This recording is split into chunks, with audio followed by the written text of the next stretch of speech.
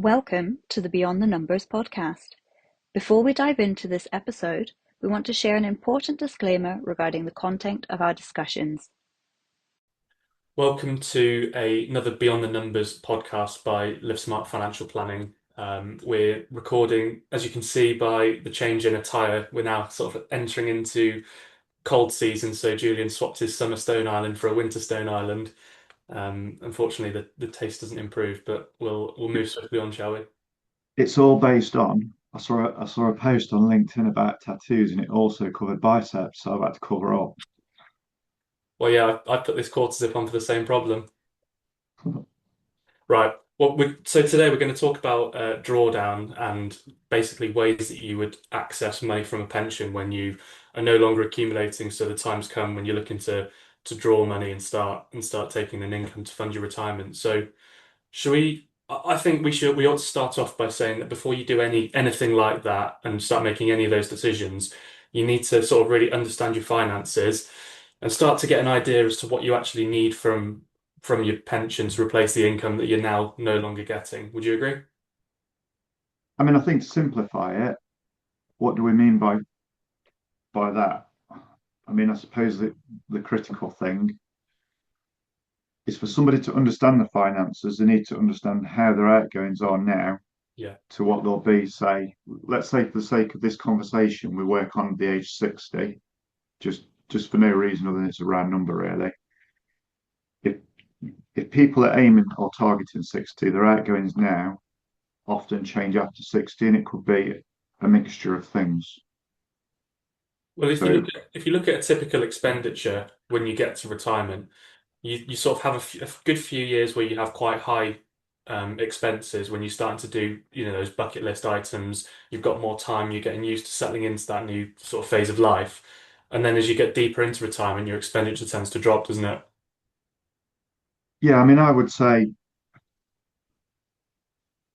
sometimes the first few years it doesn't drop because it gets replaced by like a bit of a mad spell sometimes where people go mental on holidays and the newfound freedom that doesn't seem to last long. A bit like most things of that nature, it tends to probably be a couple of years, maybe. Sometimes it's even a year. And I've seen then when you see people like year three, it's sort of like, yeah, we had a bit of a mad so I spent loads, went on loads of holidays, and then they sort of calm down and fall into some kind of normal routine because you can't.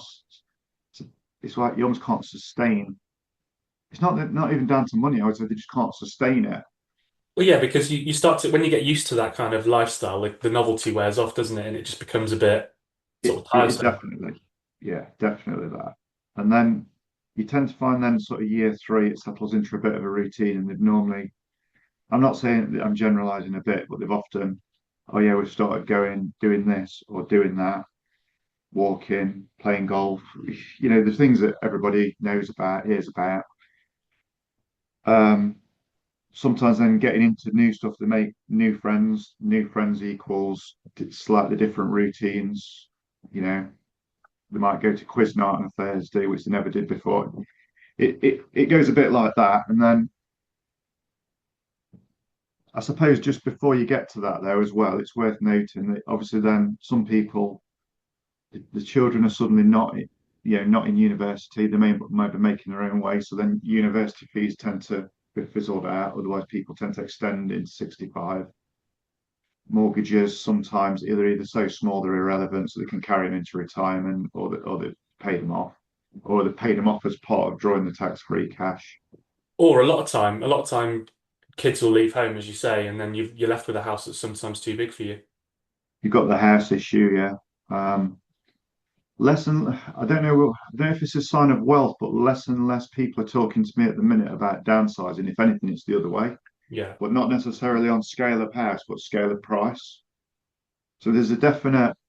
Can you remember the migration in COVID that started to the countryside? yeah. The definite feel and I would say this is my sort of age group. They're sort of like, yeah, well, when we get to retirement, we'd quite like to upgrade the house, but they're not upgrading size, they're upgrading maybe area, Yeah. whatever that means. Obviously, it's what means something to them. And there's a bit of a migration or a pattern, I would say, from city-ish town sort of like I live now to more countrified. That's nothing new though, is it? You know, for No. years, you know, multi generations people have gone to retired to the country. But I think what all of everything that you've just said there, it points to the fact that you can't really, even if you think you've got an understanding of where you are as you get to that retirement age, maybe say you're a year out, you can't actually predict where you'll be in 5 years because you don't know what you don't know. You don't know where you what kind of hobbies you'll pick up, what your new outlook will be. Forget what the economy does and everything that goes with that. But in terms of your lifestyle, I don't think you'd be able to predict that. No, I mean, I think you can to some degree predict the fixed cost stuff, like uni costs, mortgage paid off, Yeah. roughly what my bill's going to be with less people in the house. To some degree, you can really predict that. And I think obviously when we cash flow model, we can pretty much have a line and it's fairly accurate. Yeah. Um, I don't think people can really predict what they're going to spend on holidays because it often, I think, blips, goes down, settles down, and then it almost becomes more of a leisure spend rather than a holiday spend, from what I see. Yeah. Well, when you think about it, it's quite a powerful thing when you're speaking to clients that you've had for a few years and you sort of gearing them up towards retirement, and you can look at the cash flow model and the fixed costs are sorted, and then you're sort of looking at the pension and other assets to say, okay, right, what we're going to do leisure-wise with this, because that's the bit that's unpredictable, and that's where you can sort of, you know, not to go too evangelical, you can sort of discover that next phase of life, really, can't you? And all everything that goes with that. Yeah, Knowing, and knowing that you bet your base financial situation's taken care of. and it's strange. I'm seeing a pattern around this as well, where people that are retiring now. So go back when people used to retire 10, 15, 20 years ago. They almost used to be like a spare part where they didn't really have anything to do. And then they often end up falling out with each other because they're not used to having the time together because they've both been at work. I'm not really seeing that pattern the same. It's almost become a bit more. I don't know what is it. It's like people are. I don't know if people are planning more purpose or they've got more. They're not sat watching TV like they were 20 years ago. It's Yeah. like there's more to do. Yeah, I don't. I think there's just looking around in society, sort of around where I live, there's definitely more sort of clubs and more societies and more volunteering bits. And I think over the past sort of 10 years or so, I think the what's available for retirees to get that level of fulfillment so that you're not just like vegetating on the sofa, it there's a lot more to do, and there is a lot more options. And I think that the society's attitude in general has changed quite a lot in terms of how they view retirees. Yeah, I think it really has. Yeah. I mean, as well as that, I have never seen so many people doing charity work, No, various kinds of charitable work, be it for a charity or simple stuff like soup kitchen stuff. And I've never seen so many clients allocating some time to like doing something for others. and you see it in partial retirement as well a lot, don't you? When people sort of slow down because retirement used to be a one and done thing, didn't it? Whereas people are now phasing retirement and saying, right, well, I've got to this level of independence where I don't need to be in the office 5 days a week. I don't need to work 5 days a week. So they're saying, actually, I want to keep some element of my income, some element of the social that comes with my job. But I'm only going to do that 3 days a week, and then 2 days a week I'm going to go and volunteer. So it's giving people more options. I think you see patterns that are slightly different as well in sections of our client base because if you look at the ones that have got really well paid jobs, I would say pharma tech, those kind of, you know, quite high pressure jobs, they're not necessarily looking at phased retirement. They're like itching to retire, Yeah. which it obviously shows you a lot about what they have to put in, what it takes out of them. Mm. Teachers, massive pattern to us. No, sooner I can retire, the better, and it's often 55. Um, NHS, the same, can't wait to get out generally, with the exception of some of the surgeons that obviously see it differently because it's as much about what they do that's good as it is about what they get paid. Yeah. And the impact they make, I think, is possibly the key because they can measure it easier as well. Um, but when you see some obviously the self-employed people or the managing directors, then it's a mixed bag really of phase retirement. I can't see what I'm going to do. some of the people that run larger companies, they're definitely a bit more, I want to get bought out, or I want to sell the company. And I think obviously then money probably tempts them to just push for retirement fully.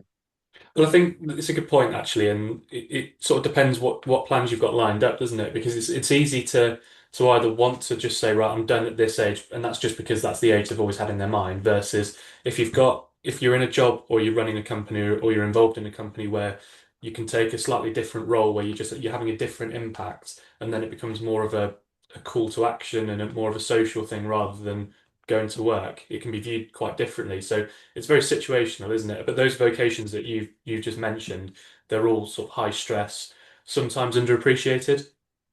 I- I'd say that, yeah, it depends on your role to some degree, but yeah, Yeah, I would say, yeah, even when they're high paid, they still feel a little bit part of a machine rather than, yeah, you know, like it's different, say, possibly how we feel in our work. yeah.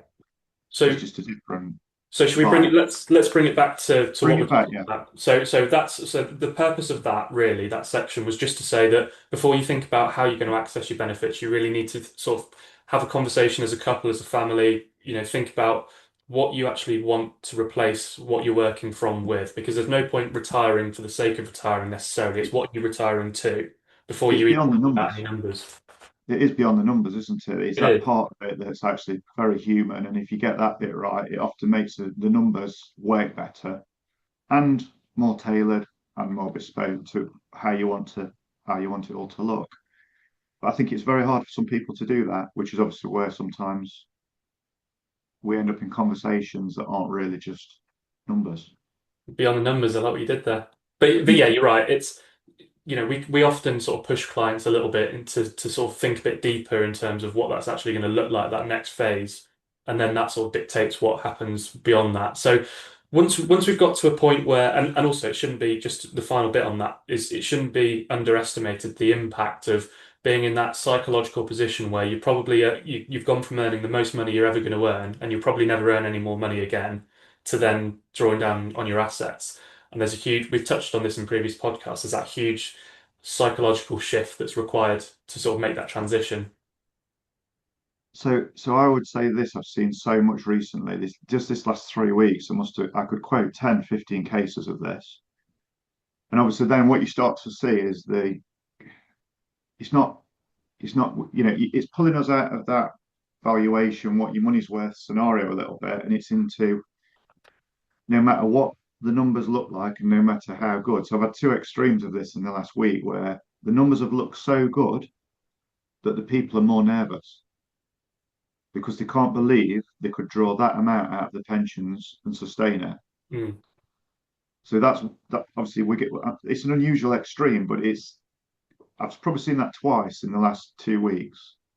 And it's created a fear to the point where I've now probably had 3 meetings just to alleviate that fear, to prove to them that they can actually do this. And like, if anything, I'm trying to say, look, you will not be able to spend what you've got. We've almost got to think strategically how we get money to your children sooner, because you will never spend the money you've got. Yeah, The common one in that situation is people that have had a lot of time in a final salary. So this is coming to how you draw a yeah, little bit. So probably start with final salary just because I'm on it now, really. Obviously, when people are coming up to final salary, they think they've got to wait till they're 65 because on all the stuff it says normal retirement age 65 or 60. Not true. mm. It just reduces it if you retire earlier. Reality is then it's paying out for longer, so it's all sort of the same end. It's just it'll get more aggressively reduced the earlier you retire because obviously it's just the nature of actuarial calculations in terms of how it affects it longer term and the funding of the scheme and all that. Yeah, So what I think final salary is actually a brewing problem and it's one of those, the FCA create compliance problems. The FCA created like a compliance problem where it's a real negative vibe, negative situation. Hardly any companies do it. The ones that do cost a lot. yeah, Everybody's like, well, you default to staying in your final salary scheme. In a real world situation, and this is again the pattern of the last 3 weeks, I must have seen it it's a 10 times conversation. I've had the conversation 10 times in 3 weeks. And when you cash flow model it, people have got too much money. So it's going back to what we're discussing on the human side. They've got too much money other than that window from, say, retiring at 60 to, say, 75, when you really say you want money. Yeah. You want a peak of money, don't you, where you can say, Yeah. right, I can do what I want, when I want, spend what I want, give money away, whatever. But you get to 75 and then the drop, they're at the peak income. Yeah. So final salary is like that because Yeah. of just how they work on inflationary increases. And obviously you cannot draw more. So I think there's going to be a massive move to people wanting to transfer out. Interesting. So bear in mind as well, not only do you see the income at the wrong time and no flexibility, everybody hates lack of flexibility in this I world. do. Everything else in the world is geared towards flexibility. I think we've got another problem, and that is the FCA don't like people wanting to transfer out No. because that pitches them into investment risk. But then you've got another perfect storm because if you look at the historic investment risk reward situation at the minute, we're averaging what, 8 to 12% on returns, Yeah. say medium to high risk. How do you factor that in against 2 to 3% inflationary increase? Well, the playing devil's advocate, the big thing to say is that one's guaranteed, one's not. And this is the problem, isn't it? The FCA are like, well, that a guaranteed 3% is better than a non-guaranteed 8% Mm. medium risk. Be like, well, for the company scheme to survive, that's got to generate 8% anyway. Well, yeah, that's a good point actually. That those company schemes are based on investing the underlying assets and getting a return on those, otherwise they fall apart. And then what else do they say? The FCA say, well, don't worry, it's not just guaranteed, it's protected if it fails. Well, if they're not, if you get a period of underperformance, bearing in mind bonds aren't great because of the situation with worldwide debt, there's default risk creeping in a little bit. We saw the list trust note, how fragile it actually is. So you've got a situation where bonds aren't quite as attractive return wise or safe haven wise. You've got a situation where shares have outperformed for like 12 years, and with AI, quantum, is it going to stop? Possibly, possibly not. Might have a few more volatile blips, but you can see the growth revolution potential. And then suddenly, if you think of it like that, it's sort of the perfect storm for company schemes not really to work, other than the fact that they can maybe not fail Well, unless they're too heavy on bonds, then they could.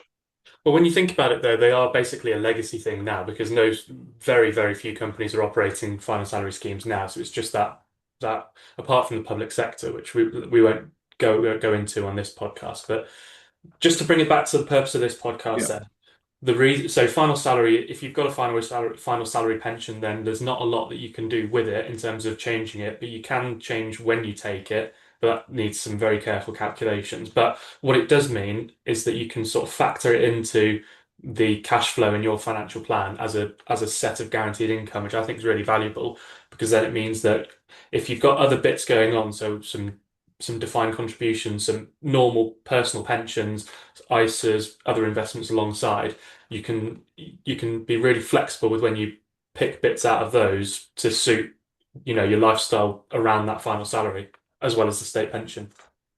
I mean, if we go, say, more to private pension scenarios where you've got the full flexibility, Yeah. obviously, if you look at pattern again, you tend to find if someone's got a fair amount in a pension, they've also got a reasonable amount in ISA, stocks and shares. They've also got a reasonable amount sometimes in a general investment account. You tend to find that they've got all three if they've got a bigger pension. Yeah. You also tend to find then you end up juggling tax regimes a little bit. But it's such a good opportunity. If you've got all of your wealth in a pension, then and obviously forget the tax relief that goes in because you might benefit from a higher rate that goes in than when you're taking it out. Say if you're a 40% taxpayer when you're getting the relief versus basic rate when you're taking money out. Forget that for a second. If you've got really well-funded private pensions and ISAs, you can get a really high income while staying within the basic rate because you can basically take your pension income, tax-free cash, which is tax-free, pension income up to the end of the basic rate, and then any income that you need above that you can take from ISAs. You know, obviously, there's a real stigma about being taxed on your pension. Yeah. So a lot of people, when they're coming up to retirement, they're almost a bit myth that then they've got to pay tax on the pension as well. So obviously, in their head, they think, well, my income stopped, so Yeah. why should I have to pay tax? There's like a real resistance, It's and I it's think it's rooted in lack of understanding, really, isn't it? Because if you it think about is. it, if you let's compare pensions and ISAs very quickly. So pensions, you're not taxed on the way in, you get tax relief. So your contribution is topped up by basic rate, and then if you pay higher rates, you can claim that back via your self-assessment, right? Then And when let's think of the numbers on that. So the numbers obviously start at 20 and end at pretty much 62% real effective, effective rate on higher rate taxpayers. So you're talking 20 to 62% in yeah, potentially, depending on where you sit as a person. And then obviously when it comes out, what are they normally taxed at commonly? 20. It's 20 every so often creeping into a bit of 40, isn't it, really? Depending on what income you need, you want to keep it at 20 if depending on what income you've got. But anyway, the point is tax free and tax benefits on the way in, taxed on the way out. ISAs, your ISA contributions come out of money that's already been taxed, i.e. your income, but they're tax free on the way out. So if people understand that you just basically swap in where the tax is collected, that's why they work the way they do. And I think the main thing clients forget is they forget that when their income stops, the personal allowance is free, Yeah, as in it's available, where before it's never been available. So they've almost forgot it even exists. yeah, Because obviously all they see is on the payslip what tax they pay. Suddenly, as a retired person, your mindset has to change to actually, I've got 12 and a half ish grand I can fill yeah, tax free all the way up to state pension. So you've got a window between retiring exactly. earlier and state pension. And with a flexible pension, obviously you can fill personal allowances, or obviously think, well, I'll go up to higher rate tax and draw up to nearly 50 at basic rate. Yeah, Well, obviously 12 and a half tax free, rest at basic rate. And when you actually look at the tax bill on drawing 50 grand, it's not that bad, is it? It's not like probably what people are used to seeing if they earn 70 grand a year employed.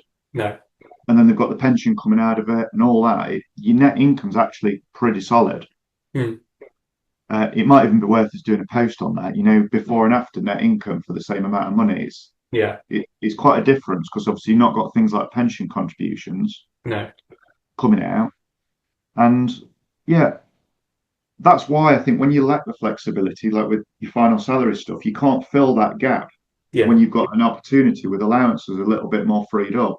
yeah, So I think there's that. I don't think people realise certain things as well. So tax-free cash, they automatically often assume you've got to take the full amount. mm, I, I don't think they understand that you can draw 5% a year. So you could have 5 years of your retirement, roughly, if that's all you need, with just tax-free yeah, income. And they don't realise you can also choose to opt for some taxable to fill your personal allowance. yeah, exactly.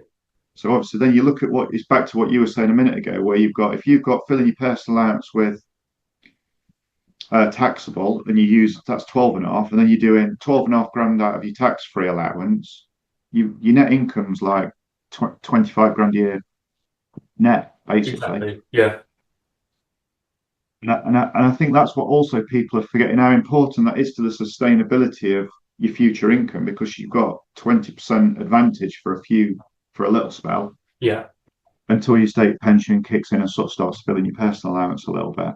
yeah. I don't think clients understand that flexibility is even available. Well, part of the reason is because a lot of the legacy pensions that clients will hold from old company schemes, early 2000s, late 90s, even up to 2015, don't have that flexibility on them, a lot of them. And the people that have not had advice because they've never ever even had little bits of it downloaded over the years to them that it can even be done. Yeah, So I think by default, they lack some experience with it because obviously, I mean, I've probably been talking about stuff like this. When did drawdown come out? Ever since drawdown came out, to some yeah, degree, and we started getting the option of like juggling around tax bits and yeah, and it's obviously it's not easy, is it, for say somebody to do without advice, say if you self-invest. it's really overwhelming. If you think about it's a bit like having pots of jam on a shelf and you ask to pick a pot of jam. You've got quite a few options and you don't know what jam you want. Where I'm going I with mean, that. But if Well, you, I'll give you an example, right? Obviously, I know the terminology. I have tried for somebody on Interactive Investor to draw, like we've just been discussing. yeah, Honestly, to set it up, I've had to. I've struggled to do it, and obviously, I know the terminology. I know what uncrystallized, crystallized means. But honestly, I don't even know, and I can't still work out whether they even allow what we've just said. mm. I don't know if they just allow you to draw bits of your tax free until it's gone. Some pensions do, some don't, and that's what I mean. Yeah, Until you actually review what someone's got, it's hard. You can't say, can you? But obviously, just to make it clear that you can move your pensions around into something that gives you all of the flexibility options, which means that when you're coming up to retirement and you're thinking about planning, then you've got all options are on the table, which gives you ultimate flexibility. I think there's another one that I've crossed paths with as well, and this is another misdemeanor type awareness thing. Is when clients have got, say, a government scheme, and they can opt, or, well, any company scheme really, they can opt to either have a lump sum or not have a lump sum. And if they don't have a lump sum, they've got a higher income. Mm, The amount of times I have to say to someone, just explain to me why you're not taking your tax-free lump sum. Well, I get a higher income. But you're paying tax on the higher income. You're not paying tax if you take your lump sum, invest it in an ISA or a private pension whilst you're still working and get the tax relief. But let's say ISA for simplicity, and then just draw an increased income off your ISA because your ISA will perform better than a company scheme in retirement mm, based on history. yeah, Because you're comparing that 3% to sort of 8%, maybe 12%, depending on risk. And honestly, again, it's just little details, but some of these lump sum amounts, obviously can be, it could be 150,000 that they're paying tax on the income from it because they want the higher income. mm, And it's a bit of an understanding thing or an ignorance thing. yeah, or just running the numbers. But I mean, in simple terms, you come to retirement, you've got to weigh up how you draw your tax-free cash and when you need it, what you need it for. You don't want full lump sum sat in cash. Then obviously, when it comes to income, you've got to weigh up how you draw. Do you draw flexibly? Do you leave your money in your company scheme? If you've got private pensions, are you able to use your personal allowances, mix it with your tax-free allowances? How, when do you want your pot to run out of money is the next probably section we need to talk about. Yeah, I don't think people understand that you can run a private pension pot down. I don't think they understand it. how do you mean? I don't think they understand that they could think, right, it can sustain 12 grand a year, but if I draw 20 and it runs out age 85, I've got no children anyway, so does it matter? I don't Yeah, think they understand that you can run a pot down. I think they right, think it's almost, I don't think people's brains can compute how the drawdown works. right, okay. I don't think they understand how the money is generated, to pay them the income. And weirdly, this makes a lot of fear. I see a lot of fear with it. So why? I don't know. Why do you think people are frightened of that bit, or why don't they understand how the return works to then give them the retirement income off, say, 200k or whatever the figure is? I think that as a default position, I think people are worried of, regardless of what your goals are, whether you want to leave a load to the children or die with zero.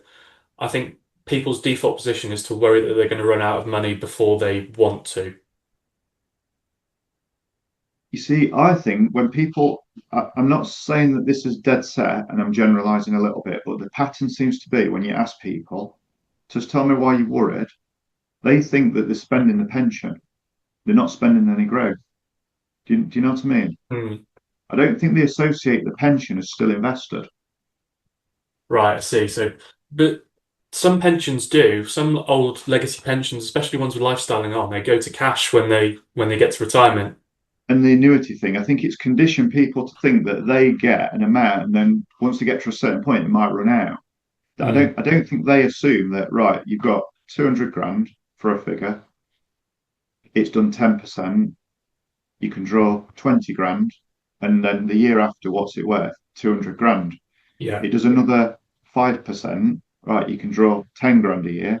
You get to year, I don't think they understand that. I think they think, right, if I draw 20, it's going to be worth 180.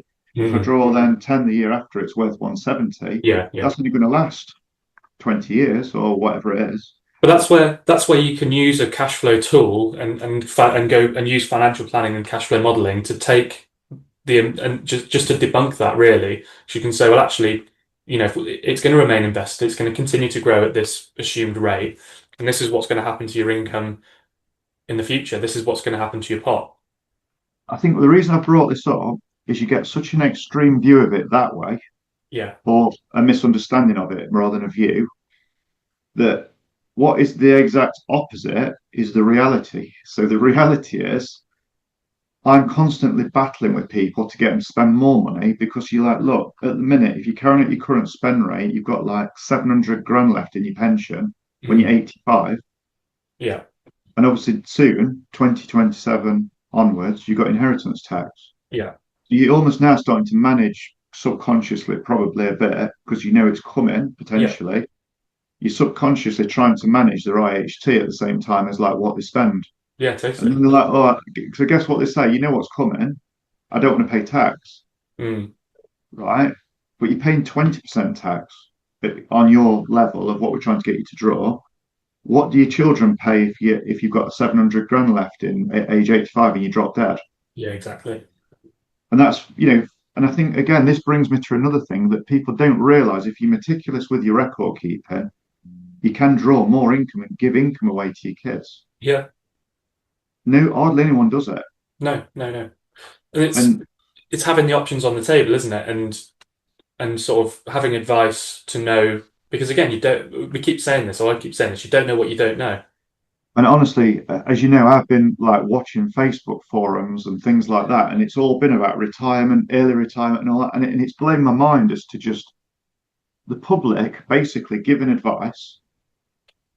And I know it sounds condescending when you say they're not qualified. It's not just about qualifications. If anything, I think anybody could go on AI, go on HMRC's website, understand pension stuff that we're talking about now.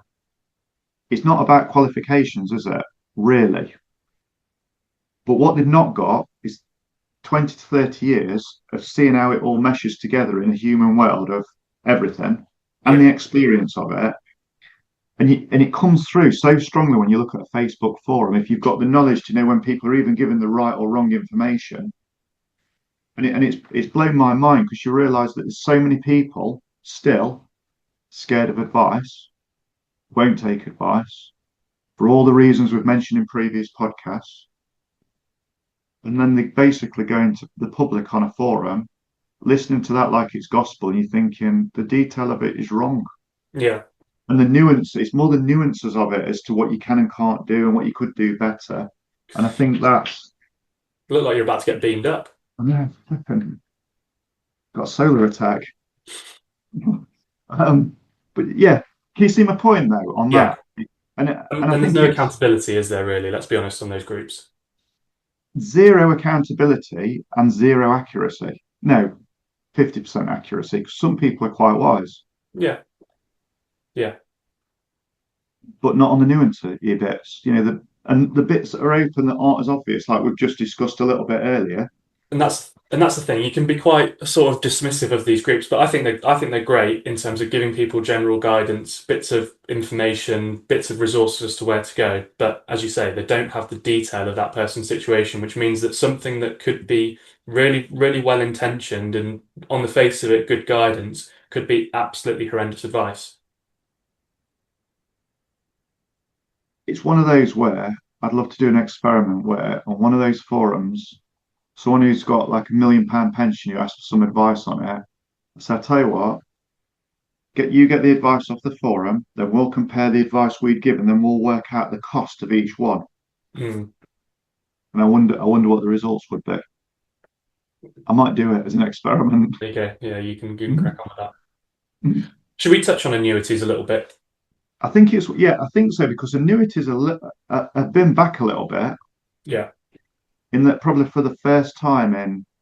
So obviously we compare them sometimes when we do drawdown and all that for file, but often when you look at them, they're not very interesting, are they? They're possibly below 6% while investment return's been higher. Mm. So I've sort of been putting them to one side, thinking, well, as clients get older, I might look at it at a certain stage, like when like a 70th birthday might trigger it, or a health issue, or a bit of both. Yeah. You've just looked at one for a 68-year-old with some health issues, not like majorly sinister, and I think the rate's about 7.5%. See, that's you're getting into nice territory there, aren't you? But what's even more interesting is he's got 75% tax-free cash out of a company scheme. Get your head around that one. So It we've happens. You come across it so, now and again. so obviously we've got 75% tax-free cash. So we said, well, on the balance, it's only a small balance left because of the Yeah. nature of the tax-free cash. We may as well just buy a small annuity at 7.5%. Then again, just to hammer the point home, you've got a pension that on the face of it looks like a normal pension. It's got 75% tax-free cash. Someone recommends that you just transfer it to Vanguard. That's gone. Well, it nearly happened Really? because so what actually happened with this client, he was trying not to spend money on advice and he tried to go direct Yeah. and he got messed around for about 6 months because the company scheme has been bought by Phoenix Life. Right. We all know what Phoenix Life's like. And if he'd have been able to do it and Phoenix Life had not been Phoenix Life as they are, he would have probably moved it and lost the 75%. Yeah. Because he'd have moved it to one of his others, thinking, well, I can refine it. And then one of his others was double the cost of what we've ended up doing as well. Yeah. So again, you add up the cost and you're into how many thousands? Five, Wow. Yeah. 10, 20 Yeah. as a cost that of not trying to avoid advice cost of what, a couple of grand? So was that annuity, was that index linked or was it not? So we've gone index linked and we've gone because we can't go any more for reasons I can't remember above 50% death benefit for his wife, but that matters less because we're only down to about 30 odd grand left for an annuity in that part of his pension. Because that's something, the reason I brought that up is sometimes you might look at an annuity rate and think, oh, that looks all right. But if it's not index linked, then that income will be half. At current rates of inflation over the past 5 years, your income will be worth half what it was 5 years ago. And that's a point very few of the public consider because I don't think they see the impact of cost of living, but they don't associate it with the word inflation and then how it impacts just as a word linked to a pension. Yeah. And I think the other thing that they get is massively open to mistake is a death benefit because in this instance, if he wasn't able to take so much out tax free, Mm. and let's say he had 100 grand pension intact to buy an annuity, he would not have put a death benefit in for his wife because he doesn't understand it. So he wouldn't have sort of associated with what happens if I die. Well, she's got very limited pension. So Right. it would have left her quite tight Yeah. on maybe state pension plus 2 or 3 of her grand of her own pension. Because it's that textbook generational case thing where, like the female part of the couple that had kids Yeah. off work for a while, then she's gone back to work, but then her income's never really recovered, I would say. It's always Right. been like 15 to 25 grand a year rather than it would have been maybe 35, 40. And yeah, it I suppose the point is you realize on such simple things in one sense how many things are down to chance as to whether you take the right path. And you wouldn't necessarily know you'd done the wrong path until, say, you drop dead and your wife's on her own with no money. And she's like, where's that pension gone? Or with certain things like the tax-free cash, for example, you would never know. You would never know. And that really probably underlines your heading of you don't know what you don't know, Yeah. in my opinion. Yeah. And I think you could still have people watching this or still be arguing with, oh yeah, but financial advisors don't do anything, they're lazy, all that stuff that I've seen it on forums. You're like, who have they dealt with? Who have they dealt with to get this perception? I was going to say, some are though. Some are. It's like with anything. You can say, well, oh, don't trust plumbers. Some are rubbish. Some are brilliant. It's like with anything, but you just get a sweeping statement, don't you? But it's just staggering, isn't it? You think like, what has our industry done to people, our profession? What has it done to people to take them down to a level where there's quite a lot of venom in the comments. But in fairness, to add a bit of balance, historically the profession has not acted particularly brilliantly. Going back a number of years, so it takes a while to sort of rebuild that trust in what we do. And we're the best regulated country in the UK for this in the world, really, in terms of financial services. We lead regulation and consumer protection, but it takes a while to rebuild that trust. And part of the reason we're doing this podcast really is to try and open ourselves up a little bit so that people can see a little bit how we think, what we do, how we do it. Just by talking about things like that, they can see ethically where your mind sits, can't they? Yeah, And ethically, where my mind sits is I see massive issues with, in some ways, the way the industry has behaved in the past, distorting people's view of us and making them avoid even being interested to watch this podcast. yeah.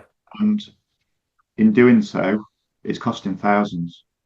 It is, and it will take I'm very optimistic over the coming years that based on the good work that we're doing and other people, lots of other people are doing, and we've weeded out most of the bad apples now. Is that the future is quite bright, and I'm optimistic that people will take advice because it's the right thing to do, and we'll have shown, and we're beginning to show that actually you're much better off taking advice in terms of long-term outcomes. I've never seen as much to underline that comment as I have in the last 3 weeks. It's just been one of those spells where you just think like, what would these people do if left to their own devices? It would cost themselves thousands. I mean, we get issues, and sometimes it takes us an hour or two talking about it to find the right way of doing it. And that's us. We know we don't have to think about everything side. We know all that. It's like, how do you put it together? Yeah. It has honestly the last 2 3 weeks blown my mind a little bit. Mm. But in a way, what it's actually done is make me think, you know what, we need to find a way to encompass the people somehow that are scared to get advice. But I don't know how to do it yet. Well, that's not one for this podcast. Let's ponder on that thought and leave it here, shall we? Yeah, perfect.